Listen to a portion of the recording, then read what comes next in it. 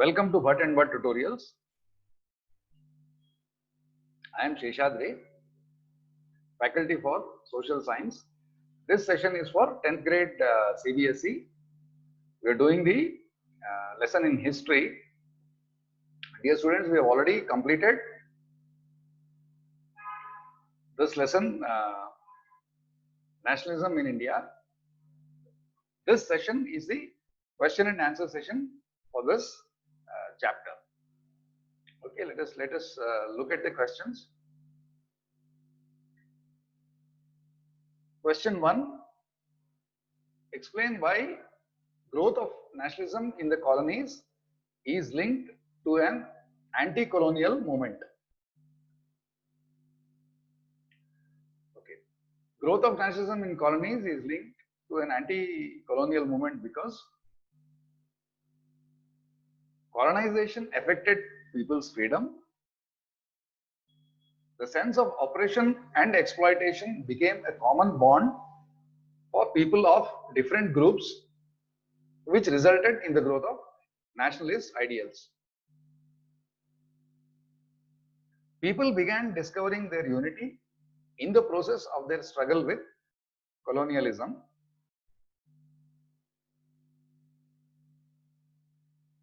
So these are the reasons why nationalism is linked to the anti-colonial movement. It is not just in India. This happened in other parts, in Vietnam. It happened in all the countries of Eastern Europe also. So wherever people had to rise against the colonial power, they all came together, and that is how it led to a growth of nationalism. Okay. Then let's see the next one.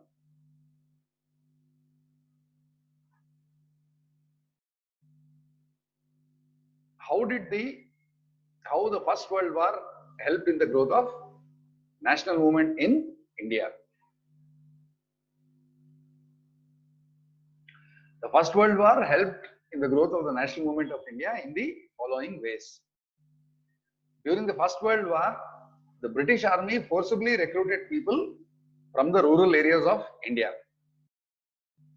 We have already once discussed this. See, at that point of time, our culture in India, it forbade people from crossing the ocean or crossing a huge water body which is beyond our country. If you cross the ocean, you are actually supposed to become an outcast.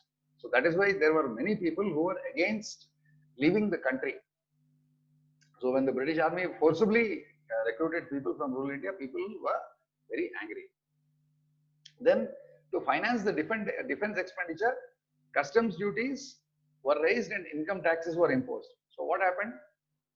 Obviously, all prices of all the items here, all essential items, it went up. The government has to get money for the war. Where will he bring it from? He will simply increase the taxes and duties. So this made things very difficult for common men, where the prices of all the essential items went up and they couldn't afford it. During 1819 and 1920-21, crops failed in many parts of India, which resulted in acute food shortages. Dear students, we have seen this also. Any surplus that was there, any grain surplus that was there, a lot of it was being exported out of India. So there was nothing called a buffer stock. So at any point of time, only people would have for that particular season, they would have food grain with them. In case the crop failed due to any reason, due to either drought or due to floods, there would be an acute food shortage. So these were the reasons. So all this caused extensive anger and opposition against the British colonial rule, and the national movement of India headed towards a stronger and more definitive direction. So this is how the First World War helped in the growth of the national movement.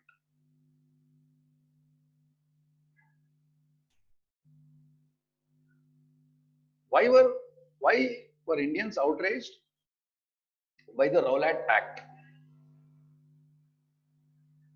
Indians were outraged by the Rowlatt Act due to the following reasons. The Rowlatt Act was passed hurriedly through the Imperial Legislative Council despite opposition from Indian members. The Imperial Legislative Council was there in Delhi at that time. So, and it consisted of Indian members also. Though there was opposition, this act was passed hurriedly. It gave the government autocratic powers to repress political activities and allowed detention of political prisoners without a trial for 2 years or more. Similar to what happened in emergency. During our time, we have seen imposition of emergency. This is also similar to emergency. You can simply catch hold of a person if he is accused of political activities, and you can put them behind bars without a court, without a trial, and no chance for him to seek justice. So it was very repressive. So it was clearly injustice and oppressive for the Indians. So for all these reasons, the Indians were outraged by the Rowlatt Act.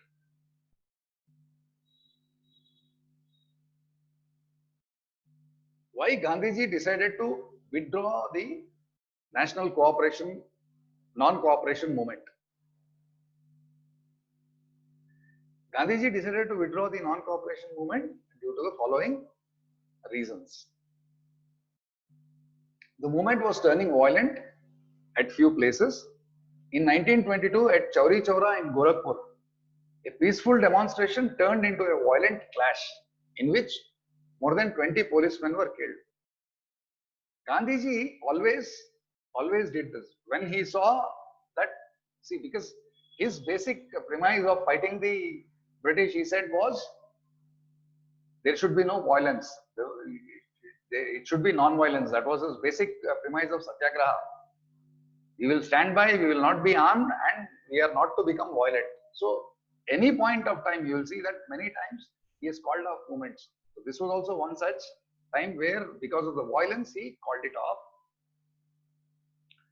And Gandhiji felt that the Satyagrahis need to be properly trained before they would be ready for mass struggle. Because when he is talking of non-violence, he really meant it. He said that under no circumstances we are supposed to take part in violence. We are only supposed to say no to the British Empire or no to their policies and ask for our demands, but at no point of time we can resort to violence. So that was his basic thing. Within the Congress, some leaders were tired of mass struggles and wanted to participate in election to the provincial councils. This also was one more political aspect there, because Gandhiji was saying that you boycott the elections also. But there were some people who were not fully convinced and they wanted to participate in the election to the provincial, where Indians would get representation. So this was the reason he decided to withdraw the non-cooperation movement. What is meant by the idea of Satyagraha?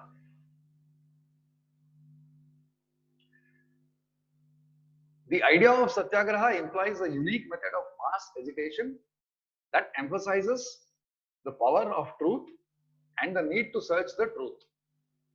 It supports the belief that if the cause is true and the struggle is against injustice, then there is no need for physical force to fight the oppressor.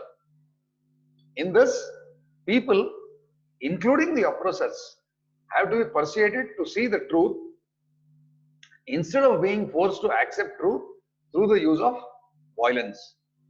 By this struggle, truth was bound to be victorious. He argued, and in our particular case,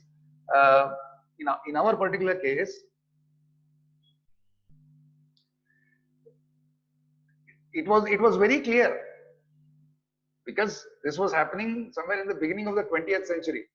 From the 18th century, from when they started trading to this point of time, the entire Indian economy was devastated. The entire population was totally suffering. The regime was totally repressive, And this was the truth. This is what he said. This truth is there for everyone to see. So he says, if you convince the oppressor of seeing the truth without violence, we will be victorious. So that was the idea behind Satyagraha. Write a newspaper report on A, the Jallianwala Bagh massacre, and B, the Simon Commission. Okay, the first one, the Jallianwala Bagh massacre. On 13th April 1919, a public meeting was announced at Jallianwala Bagh, Amritsar, to protect against the Rowlatt Act. People were allowed to assemble there. Thousands of people gathered in the Jallianwala Bagh. Suddenly, General Dyer marched there with armored troops. They blocked the exit points from the Bagh and opened fire upon the innocent citizens. Hundreds of people, including women and children, were killed on this day. Dyer's purpose in doing so was to produce a moral effect and terrorize the Satyagrahis. This massacre of innocent people in thousands led to large-scale strikes, clashes with police, and attacks. Okay, there is a this line is missing there, and attacks on government buildings. You can add that there. Even when I do the class and I give you time for writing it, I will repeat this. Clashes with police and attacks on public buildings. So that was the Jallianwala Bagh massacre. The second one is the Simon Commission. The Simon Commission was appointed in India in 1928. This commission consisted of 7 members and its chairman was Sir John Simon. The objective of the commission was to look into the functioning of the constitutional system in India and suggest some constitutional changes. But nationalists in India opposed the commission because it had no Indian member. So totally the Britishers, all of them would see it from the British point of view. They would never see it from the Indian point of view, from the point of view of what the people in India wanted. So that is why the nationalists, they opposed this, and the Congress and the Muslim League jointly demonstrated against it. When the Simon Commission arrived in India, it was greeted with the slogan, "Go back, Simon." The port, I remember seeing photographs. When the ship arrives, these people were already there and they were holding these placards saying, "Go back, Simon." So the protest started because they did not want to the Simon Commission to do the purpose for what it was appointed.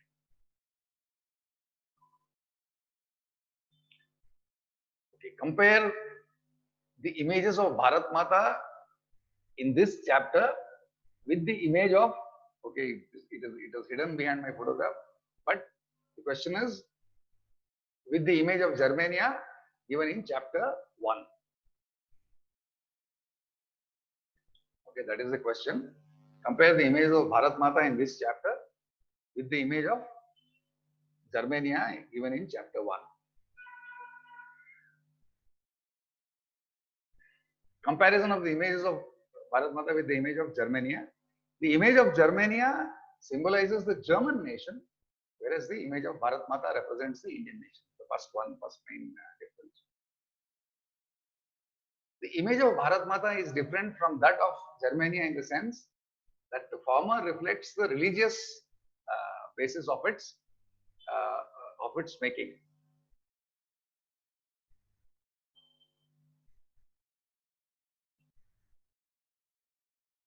Because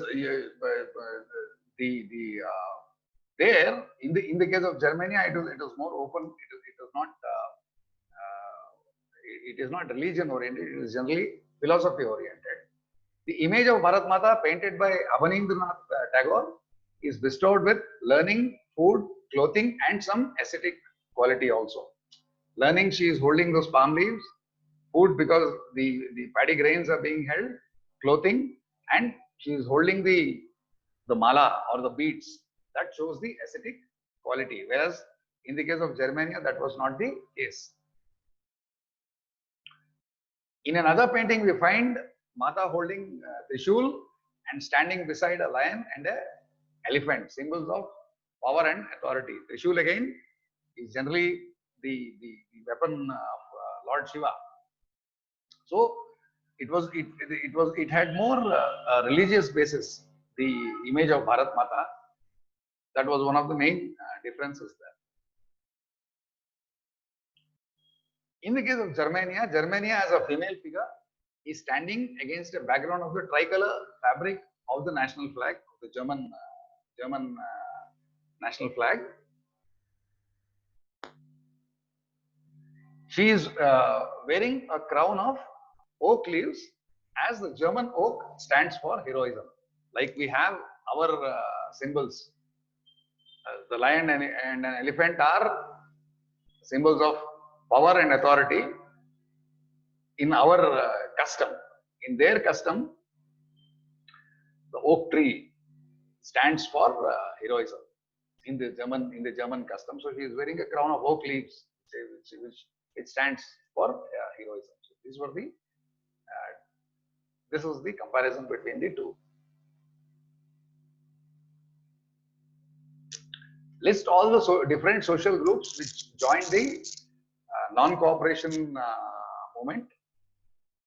Then choose any three and write about their hopes and struggles to show why they joined the movement. Okay. We joined the non-cooperation movement of 1921. Yes, that's the question there. We'll have to correct this a bit. I think getting covered by the photo in the corner. Okay. The different social groups that joined the non-cooperation movement of 1921 were the urban middle class, comprising lawyers, teachers and masters and students. Then there were traders, peasants, tribals and plantation workers. So these were the different groups that were there. This is one group. Peasants, tribals and workers joined the movement with hopes of self-emancipation. Peasants hoped that they would be saved from the oppressive landlords and the high taxes taken by the colonial government. Dear students, we have to remember that we have discussed this also. Each group had its own aspirations. Now, the landless peasant who's working, has the fear of the landlord and of the excessive taxes which was taken by the British. So they wanted freedom from that. Like that, each person wanted their own.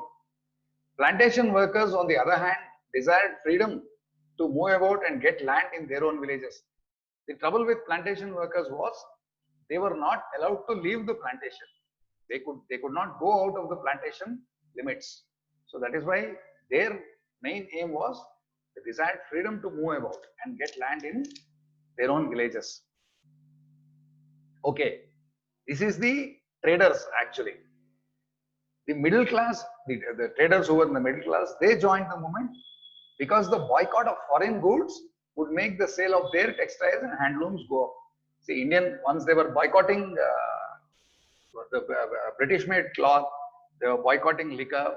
Anything that was imported was all being boycotted at that time in the non-cooperation movement. So the traders were very happy with this because the local industry was getting a forward push because of this. Because people anyway need clothes.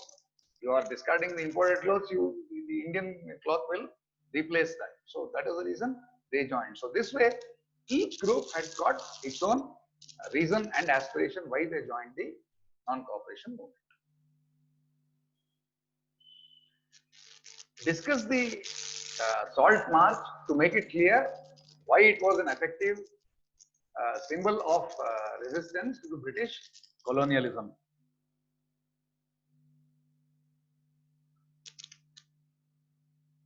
The Salt March was an effective symbol of resistance against colonialism because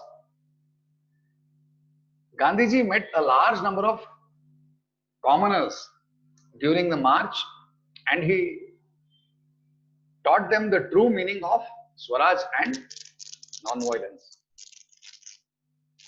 Because his idea that people have to be trained in Satyagraha. So he used this as this occasion for that. It was the first time that Indian leaders decided to violate law. So it was not just the non-cooperation movement, it was actually the civil disobedience movement. So it was the first time that Indian leaders decided to violate law.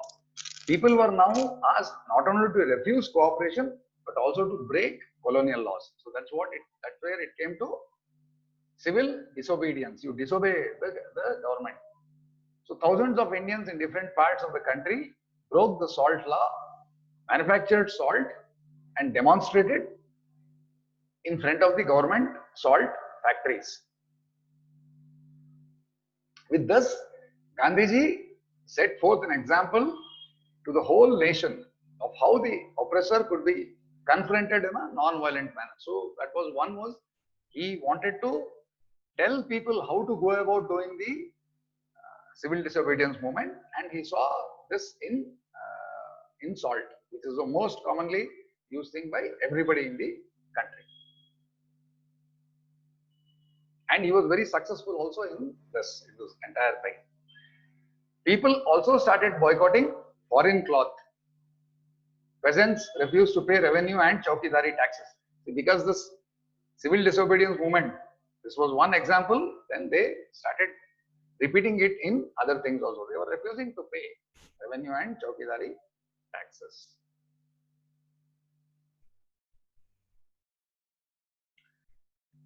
In many places, people started going into the reserved forest by violating forest laws to graze their cattle, to tend and graze their cattle. Okay, that was one thing. Worried by the development, the colonial government started arresting the Congress leaders one by one. This led to violent clashes in many places. After Gandhiji got arrested, some industrial workers in Sholapur attacked police posts, municipal buildings, and many other structures that symbolized the British rule. In an outcome of the movement, the Gandhi-Irwin Pact was signed between Gandhiji and Irwin on 5th March 1931. By this pact, Gandhiji consented to participate in a roundtable conference in London, and the government agreed to release political prisoners because he came to one round of consolation. The British also wanted to console them, saying, okay, we'll release the political prisoners. Okay, imagine you're a woman participating in the civil disobedience movement. Describe what that experience meant to your life. Dear students, in this one, what I have given us, I have only given the part where the women have contributed and what happened. But how the experience meant to your life, I want you to take this as an assignment. So when I did this question, I have noted this. That's why I'm telling this now. You'll see how a large number of women participated in the civil disobedience movement, which was called by Gandhiji. They participated in protest marches, manufactured salt, and big foreign cloth and liquor shops. And that was also boycotted. Many of them were put to jail by the police. Women, first time all this was happening, women participating in a struggle. Women at that time saw national service as a sacred duty. So this is not the full answer to this. Now, I want each of you to imagine as though you were a woman at that time participating in this movement, and to this you have to add your views, so that when you write down the answer, further to what you write along with this, you add those things which you as a, if you were a woman, even the boys, you have to imagine you are a woman participating and you have to say what that experience meant to your life. Okay, so this is a small assignment along with the same question.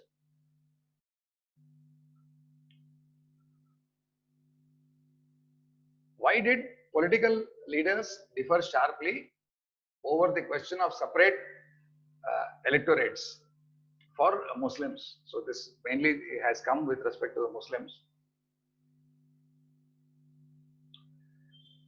Political leaders differed sharply over the question of separate electorates because of differences in their opinion. Separate electorate means the area itself, it's almost like partitioning a place. So that was the reason they finally agreed on reservations, but a separate electorate was something which many of them opposed. Many Dalit leaders were keen on a different political solution to the problems of the community. So what would have happened? Separate electorate, the area in a state itself, if there were to be only Dalit people participating in a particular community, means all of them would have to live separately. So it would lead to multiple partitioning. That is the reason they were, all these leaders, they were differed over the question of this separate electorates. They believed that only political empowerment would resolve their social backwardness, whereas Gandhiji believed that separate electorates would further slow down the process of their integration into society. See, already because of the caste system, the backward classes were physically asked to stay outside the village. There were so many things which were happening in rural areas. So, if the electorate also becomes separate, if all the Dalits have to vote in a separate region only for a Dalit leader, it would again lead to a kind of a virtual partitioning. So that is why Gandhiji was against this separate electorates. Here again, the Muslim leaders, on the other hand, asked for separate electorates to safeguard the political interests of the Muslims. From the time when the Mughal rule was there, and from the time when this nationalist movement was going on, definitely percentage of Muslims compared to the percentage of Hindus was less. So they wanted a separate electorate to safeguard their interests, the Muslims, Muslim leaders particularly. In their opinion, the majority of the people were Hindus, and so in case of joint electorates, the Muslims would have little chance of winning the seats. As such, they would always be at the mercy of the Hindus. So that is the reason they wanted a separate electorate. The Congress leaders opposed the policy of the British government in provoking different sections of the people in demanding separate electorate. Actually, it is this British divide and rule policy, which, because of which they were also encouraging this. They knew well that it was the British government's conspiracy to encourage different people to ask for separate electorates, because such a policy would weaken the national movement and prolong the Britishers' stay in India. So that was the reason their divide and rule. This was one more clear evidence of what the British wanted. The Congress leaders were one and all in favor of joint electorates. They said, let the electorate be the same. They can have reservation for certain categories, which ultimately happened later. That from every party, you need to have certain minimum scheduled caste candidates, you need to have certain minimum Muslim candidates. That can be done. But entire population as a separate electorate is something which none of these Congress leaders wanted. Okay, so with this, we are at the end of this question and answer session. Any doubts, you can call us on these numbers, or you can send a message on the Button But Tutorials mobile app chat section. Thank you.